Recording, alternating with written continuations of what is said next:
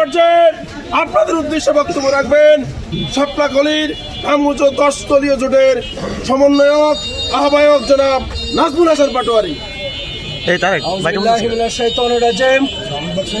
বিসমিল্লাহির রহমানির রহিম।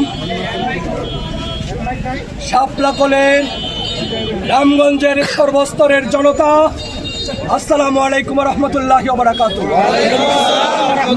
আজকের এই পর্যায়ের গণসংযোগ শেষে পথসভার সম্মানিত নেতৃবৃন্দ, রামগঞ্জের ব্যবসায়ীবৃন্দ, প্রিন্ট এবং ইলেকট্রনিক মিডিয়ার সদস্যবৃন্দ, আমরা বলতে চাই এদেশের স্বাধীনতা সার্বভৌমত্বকে অক্ষুণ্ণ রাখার জন্য, দুর্নীতি মুক্ত একটি বাংলাদেশ বিনির্মাণের জন্য, সন্ত্রাস মুক্ত একটি বাংলাদেশ বিনির্মাণের জন্য, চাঁদাবাজ মুক্ত একটি বাংলাদেশ বিনির্মাণের জন্য আজকে ইসলামী সমমনা দেশপ্রেমিক 10 দল ঐক্যবদ্ধ হয়েছে।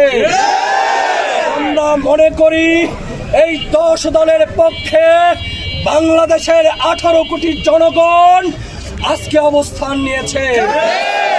আমরা ইতিমধ্যে লক্ষ্য করেছি দেশের সব কটি পাবলিক বিশ্ববিদ্যালয়ে সকল সন্ত্রাসী, সকল চাঁদাবাজি, সকল প্রকার মাস্তানি, সকল প্রকার ফাউ খাওয়ার বিরুদ্ধে ছাত্র জনতা যেভাবে লাল কার্ড দেখিয়েছে, আগামী 12 ফেব্রুয়ারির সেই নির্বাচনেও এদেশের 18 কোটি জনগণ সন্ত্রাসের বিপক্ষে, মাদকের বিপক্ষে, অন্যায়ের বিপক্ষে, চাঁদাবাজির বিপক্ষে লাল কার্ড প্রদর্শন করবেন।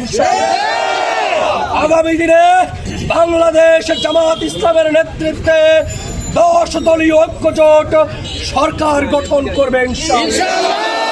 সবাইকে সেই নির্বাচনে আমাদের কাঙ্ক্ষিত ফলাফল বিজয়ের মালা ছিনিয়ে আনার জন্য উদাত্ত আহ্বান জানিয়ে আমার কথা শেষ করছে।